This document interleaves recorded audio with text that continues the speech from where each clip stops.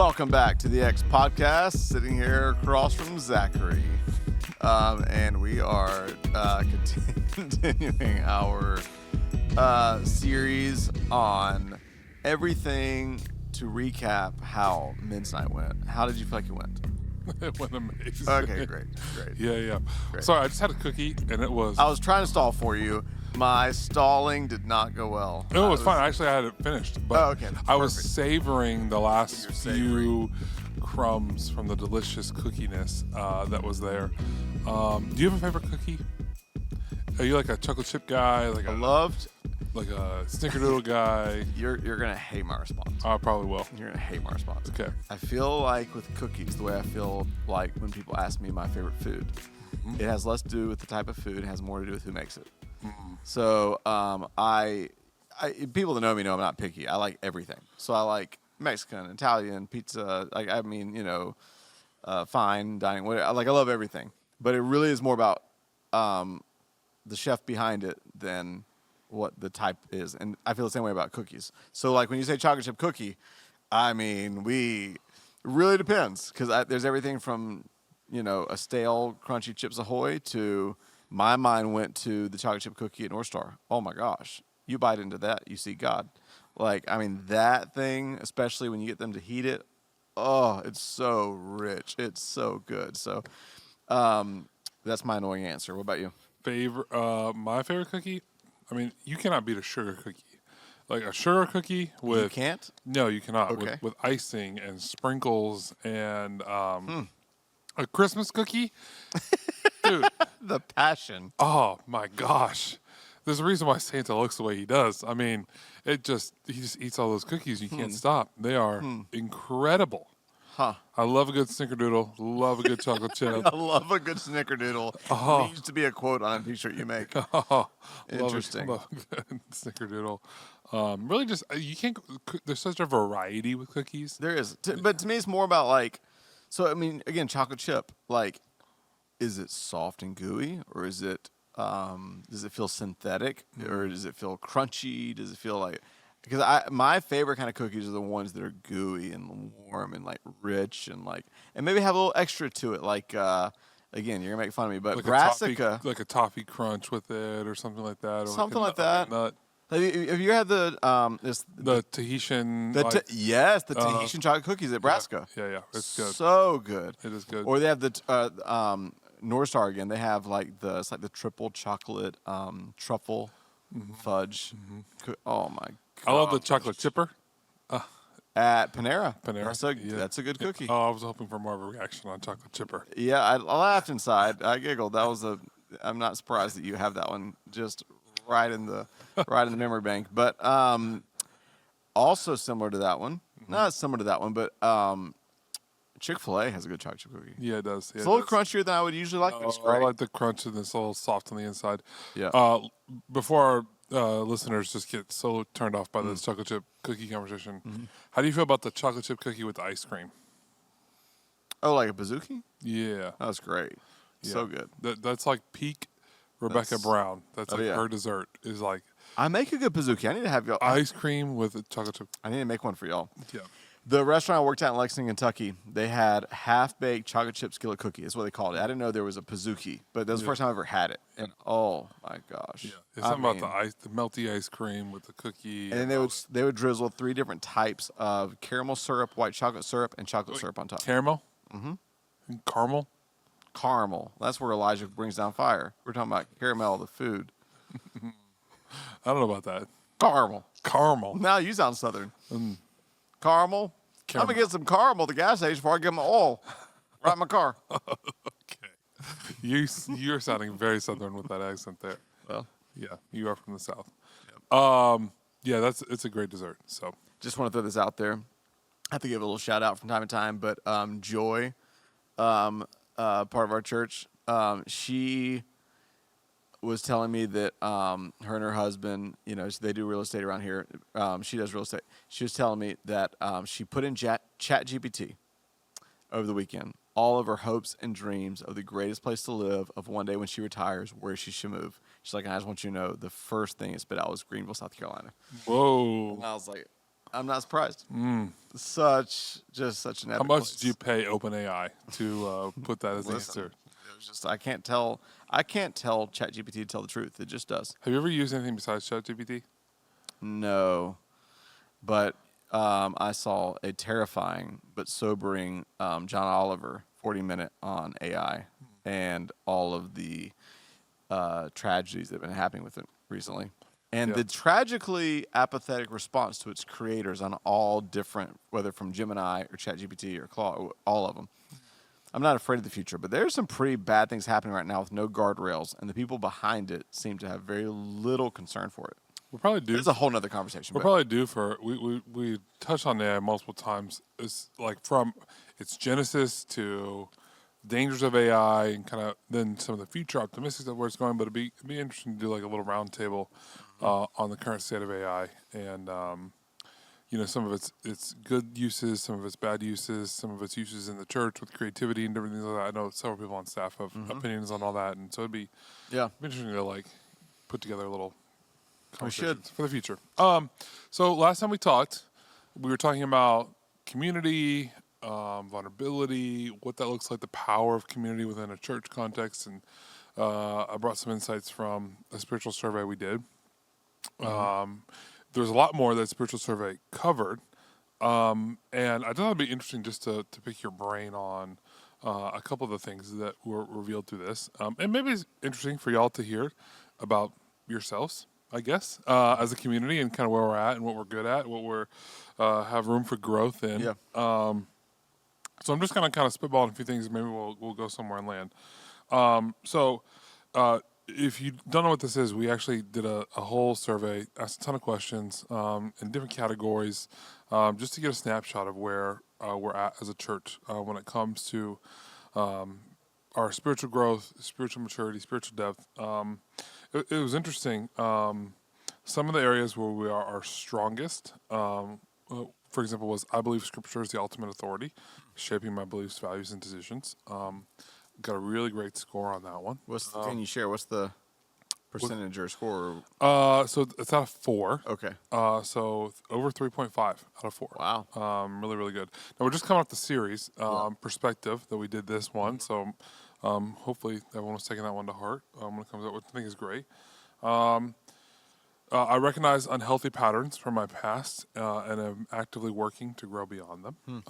That's cool. People taking ownership over their past and what's going on there. I take responsibility for my past and rather than blaming others. And then I invite God into my emotional life and inner processing. So again, a lot of people like being honest and saying, no, I take responsibility for my past. I invite God into that. That's a lot of deep emotional health if we're all doing that. Yes. That's some powerful stuff. Yes. And now on the other side, let's do the flip side here. Maybe areas where we have room for growth. We talked about vulnerability in community. One of the ones we were low on is confessing sin out loud in community. So that would be vulnerability in community. Seeking counsel from spiritually mature believers when making significant decisions. So again, that's vulnerability in community. Some of those things are interesting there. It is funny. We say we're honest about our past, but then I intentionally work through painful experiences from my past rather than avoiding them is a low score. So that's an interesting thought. We acknowledge our past. We just don't like to work through it. We just kind of let it be over there. But I thought one of the other answers was I'm taking active steps to address it. I take responsibility. Okay, but I thought the other part of it was, okay, maybe I misheard it. No, responsibility would be like, oh, like I own that happened. Right. But as far as responsibility to move forward, there's not, That's an interesting one. But some of these ones that I want to kind of maybe land the plane on and circle around. And let me share some of these and then give some context, and then I want to hear your thoughts, and we'll go from there. So I invite others to church or spiritual community. Low score on that one. I regularly serve those in need in ways beyond financial giving. So that's like serving the poor or outreach or doing something like that. And then I serve regularly on a team or in a ministry at the church. and we define that as like 1 or 2 times per month. So low scores on some of those more missional things. And then we kind of asked a general worded question like, hey, what's some of the biggest barriers to spiritual growth? And some of the biggest ones, and I have like a little word cloud here of all these thoughts. Some of the biggest ones are life, time, making time, myself, but really the idea of like time, like life, time, making time, so priorities. So I'm curious, your thoughts. And those were here's why. Yeah, here's some of the barriers or obstacles to me. Yeah. Not necessarily related to those specific behaviors, but just in general, here's the things keeping me from becoming a better version of myself spiritually, are these things. And when I think about those things that we're scoring low on, serving, missional, and invitation, outreach, those things require time. Yeah. So I'm just curious. I do think we find ourselves, that's the context. So here's the question. We do find ourselves in a cultural moment where we're busier than ever. How do we fight through some of that noise, through some of that busyness, to prioritize maybe things we should be prioritizing? I'm assuming that we would say as pastors on staff that people should prioritize being a part of the church community, serving the church community, doing these things. Should they? How do we prioritize those things? What does that look like? Give me some of your thoughts. Well, first, I can't skip just the insight that floods my mind from the juxtaposition of two of the things you said about we love to invite God into our past journey and pain. We take responsibility for it. We don't like to address it. Yep. Which to me actually makes perfect sense for the therapeutic culture we're in. That we love the idea of therapy, but not formation. Yep. We're getting better as a culture at inviting God into our feelings, but not deepening our faith.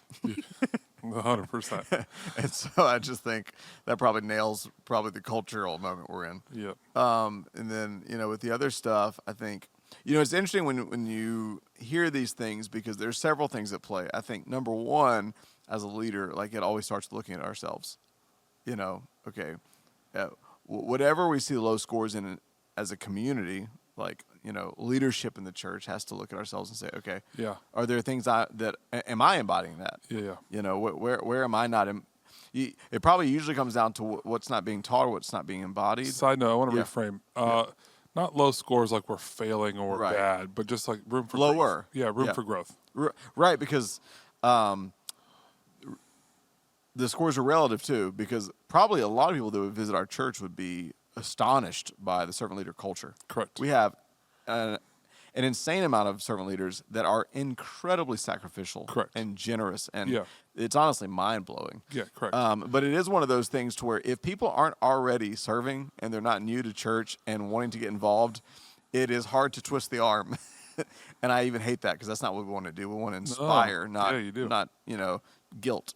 But it is tough. If people have been around the church for a while, you can disagree with me, tell me your thoughts. If they've already been around the church for a while and are not currently serving, or used to but don't now, it is really tough to compel them to start.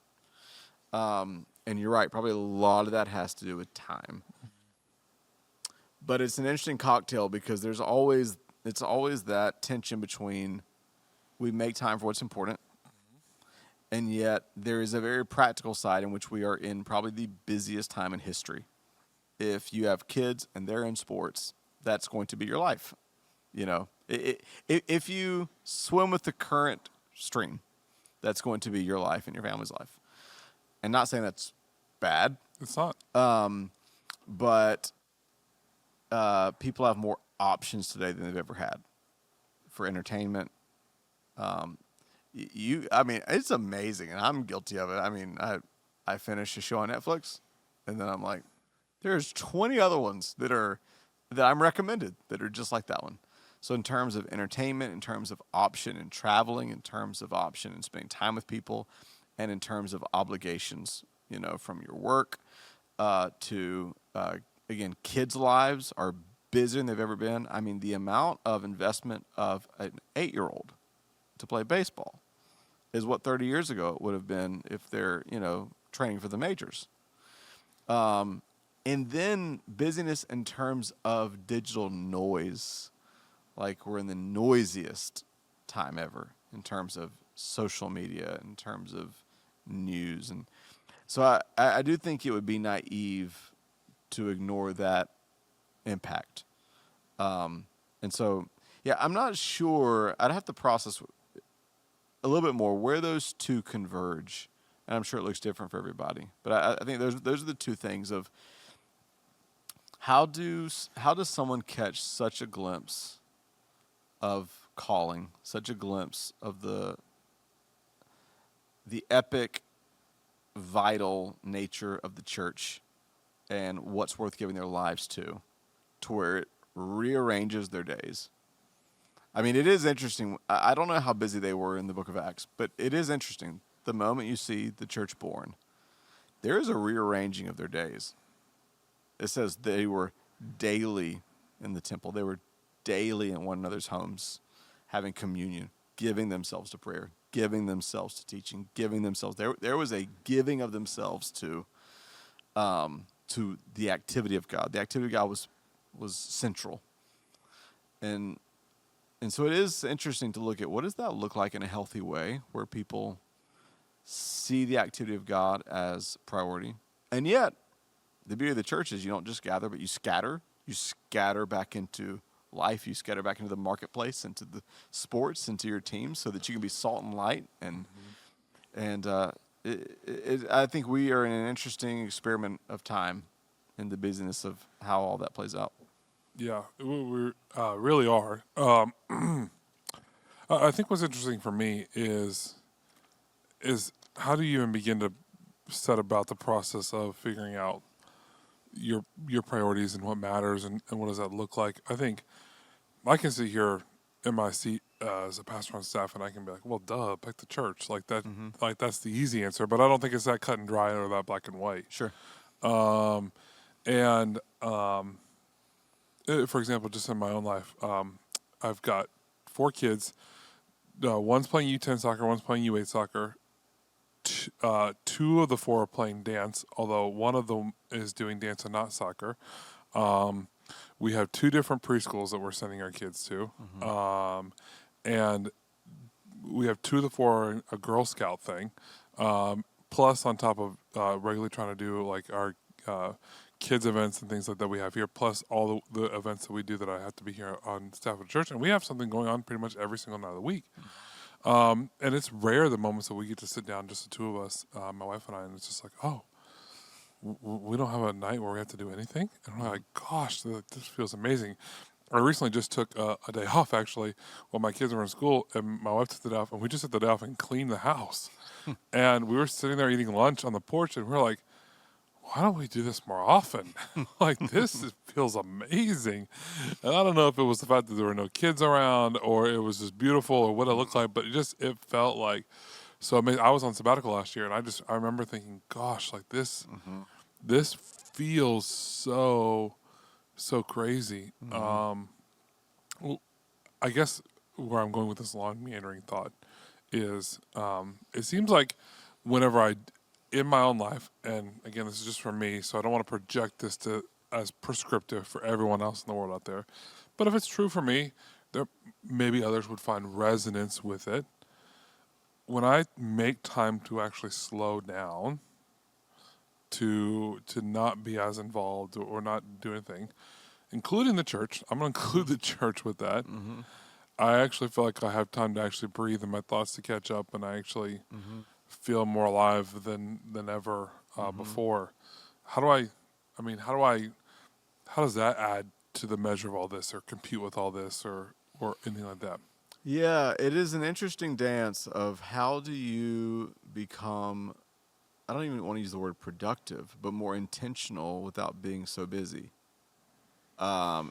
Relatedly, you've seen me talk about this, or we've talked about this, but you've helped edit something where I've written about this phenomenon I experience every year when I take a full week plus as a writing week, and I get off social media, I get off the news, I get off everything. I eat cleaner. I remove all my distractions. In many senses, I go slower. I turn phone on airplane mode for half the time, and it's for the purpose of having a clear mind to write. But I notice a day and a half in, oh my gosh, I feel like a different human. Like my mind is clear, my spirit feels clear, like I feel more alive, I feel my senses heightened. It's like I'm popping at all cylinders, and it's always that thought of how do I translate more of this back into my day in normal life? And I'm sure there are ways I can do that, but I think a lot of it is how do I slow down to speed up? In the sense that how do I reduce unnecessary noise and frenetic activity as much as I can, where I can, while making sure that it's not just self-focused, but I'm also on mission. You can busy yourself and be on 4 serve teams and not really be on mission. That's true. And so part of it is knowing yourself. Yep. And then part of it is saying, God, this is going to sound very spiritual. What's my rhythm for this season? And then making sure whether it's a sports team or a serve team that you're on mission. No. I think my caution that really good. I gave someone the other day is we're in a season, I think we're in kind of an era where people either distract themselves and they busy themselves into oblivion, or they really get part of the neo-rebellion of boundaries to the nth, where they cut out everything to quote-unquote guard my time, guard my family's time, to the point where there's nothing they're doing that's not self-serving. And I gently challenged somebody. We have great relational equity, so so I was gentle still in how I said it. But I said, hey, I love that you're guarding your time. I know you're busy. There's nothing you're doing right now that's not about you. And what you don't want to do is become so intentional about, quote unquote, protecting your energy, even if it's just you and your family, that you become a black hole where you're not also serving others, whatever that looks like. You're not also on mission. And so I think that those would be a couple of just like my anchors. Yeah, that's good. I want to drill down into that because I think I just, this feels like I shouldn't say this as a pastor. So Pastor Tim, if you ever listen back to this, I apologize. You can correct me later if you want to. But like, it sounds weird, but like, if serving is just going to be one more thing that's added to your plate in this season, like I don't know if I want you to serve or need you to serve or I don't know if that, again, could be kind of scary. But I like what you said about like being on mission in whatever place you find yourself in, because I think there's something to that. But then the question that comes to mind is, how many people know their mission or know what mission they're in for that season? So what would you say if you're across someone from coffee and they say, I feel like God's calling me to more, I should be doing more, I should be serving more, I should be doing, but I don't even know what that looks like or what that is. Yeah. What would you say to them? Well, first, I think a really simple way that you can shift your mindset in life when it comes to being on mission, even if you don't add anything, is your posture walking in. It's almost that simple thing of like, if you have kids and you're at their sports games, are you there just to cheer them on and try not to be annoyed at the parents nearby? Or do you have an awareness of like, oh, like I'm actually the hands and feet of Jesus, and I'm going to try to befriend the people that I'm near. And I'm not saying you have to witness, quote unquote, to all of them, but is there an intentionality in your perspective that I may be the only representative of God at this game? So I'm going to try to be a good friend to these people. Even if it's just being a good friend, I'm going to be intentional to get out of my shell and be a good human to the other parents, to the kids. I'm going to cheer on my kid. You've probably said it in different ways. I've heard Andy Stanley say, sometimes the greatest contribution you'll make in the world is not what you do, but who you raise. So there's something very spiritual, and I'm going to speak life into my kid. I'm going to cheer them on. I'm going to speak the world into them, and I'm going to befriend these people. I think that shift of I'm going to survive this game versus I'm going to serve at this game, I think that alone is a shift to being on mission. But then I also think we do encounter a lot of people that's like, I think I'm called to something bigger. And I actually do think that is where the greatest first step is to serve. Because I think some people want to skip from I'm on the sidelines to I want a mic. Yeah. And you usually don't start with the title. Be cheesy here. You don't start with the title. You start with the towel. Yeah. And it's in serving the way God's wired it that you discover your gifts. Yeah. And that your calling's affirmed and unlocked. And Yeah. Yeah. No, that's good. I think one mindset I can speak to those with kids, and every family is different. So this is not prescriptive. In fact, I would love to have a conversation with you if you're listening to this and you have kids and you do sports, and I want to know how you do it, because maybe there's something I could do to get better. But one thing my wife and I have always said is that our kids, they're not going to dictate our lives. Meaning, even if it feels like it's out of our control, I even if it's just for my own twisted mental sake, I'm saying no. I have control over what sports or what activities or what I'm choosing to put into my kid's life. And so for me, I'm just like, hey, we're going to be part of church. Right. And church is going to be a part of what we're doing. And I'm going to work everything else into that world. So so I think a lot of times people want to make it both and or either or, like, oh, I'm either going to do sports or serve at church, or I'm going to like, and I'm like, why does it have to be either or? Right. Could you do both? Maybe that feels like a lot in a season. And if it feels like a lot and that's too much, that's fine. I think you can pick either one, but then just have a clear idea of like, no, what is the mission that God has called me to? What's my assignment for this season? Again, I don't want to over spiritualize it, Right. but I think there is a nature of even discerning and understanding and like praying and asking God, what do you want from me Right. in this season? I think it's so easy in the busyness of life and the busyness of just how we're doing to just what's the next thing on my to-do list? Right. What's the next thing on my calendar? What's the next appointment I have to get to? Right. And we miss that step of God. No, what part of the bigger story are you asking me to be a part of? Right. That we often miss and we're afraid to pray that prayer. Yeah. Yeah. I think the deepest danger in our spiritual lives is distraction. And that can come in a lot of different forms, but it can be so easy for the busyness of, that's what Jesus said. We talked about the seed can fall. The eternal word of God can come and the cares of life. What do I have for lunch? What about those bills? What about, we got to take the kids here, do this. And before you know it, it's just everything that could be eternal is choked out. And I've been doing a lot of examining lately.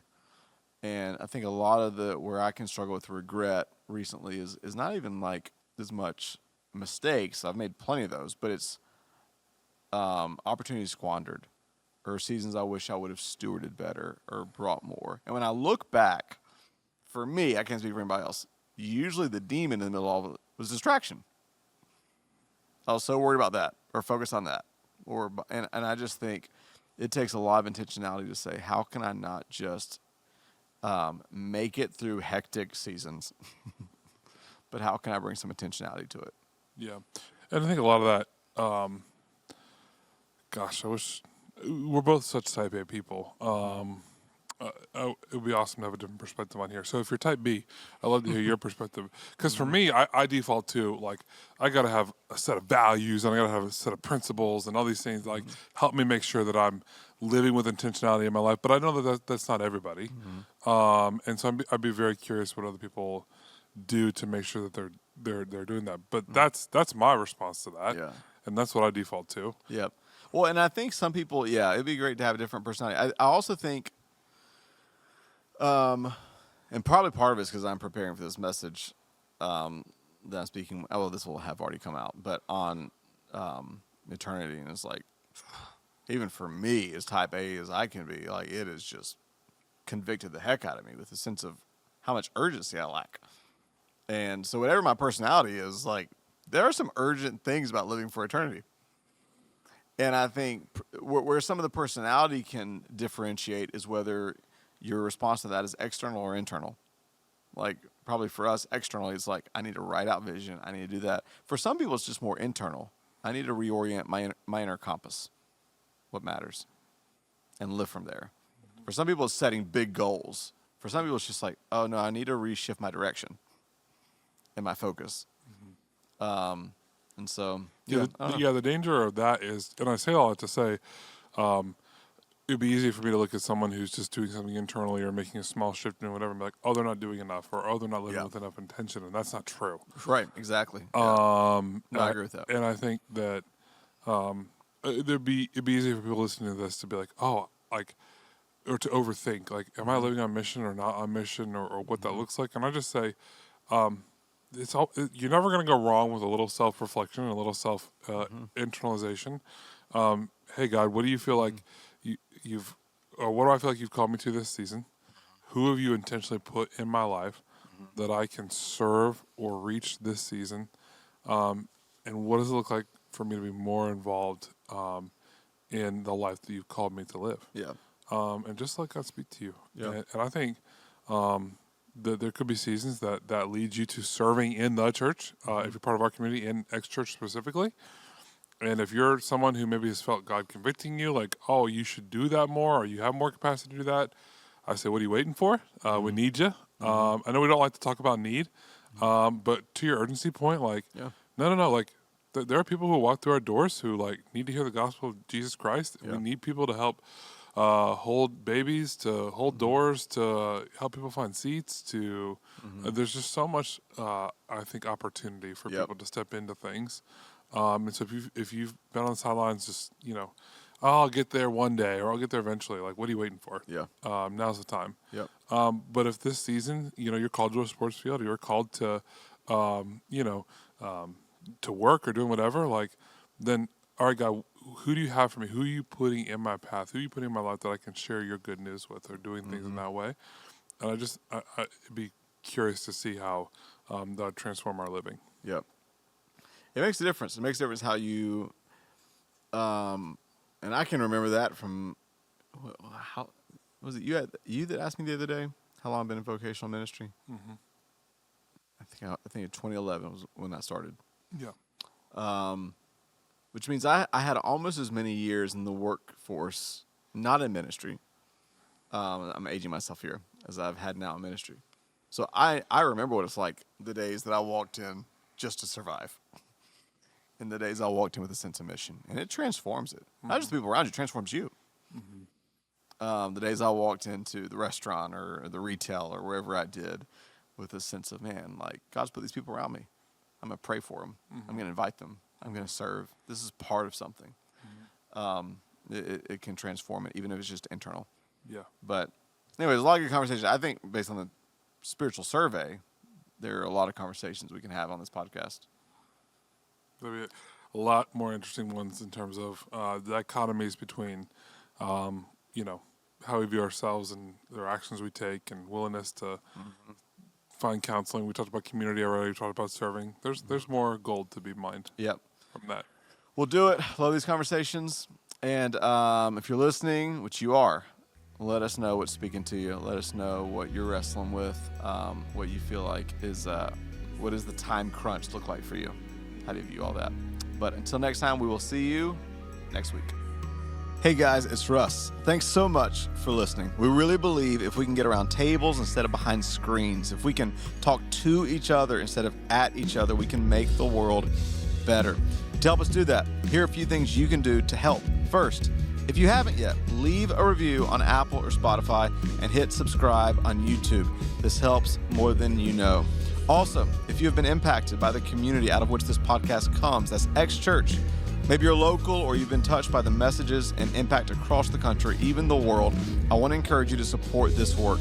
A powerful life principle is to invest in the people and places that invest in you. And so I want to invite you to do that right now by going to thex.church/give.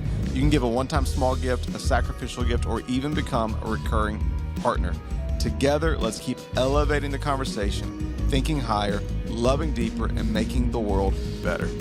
Cheers.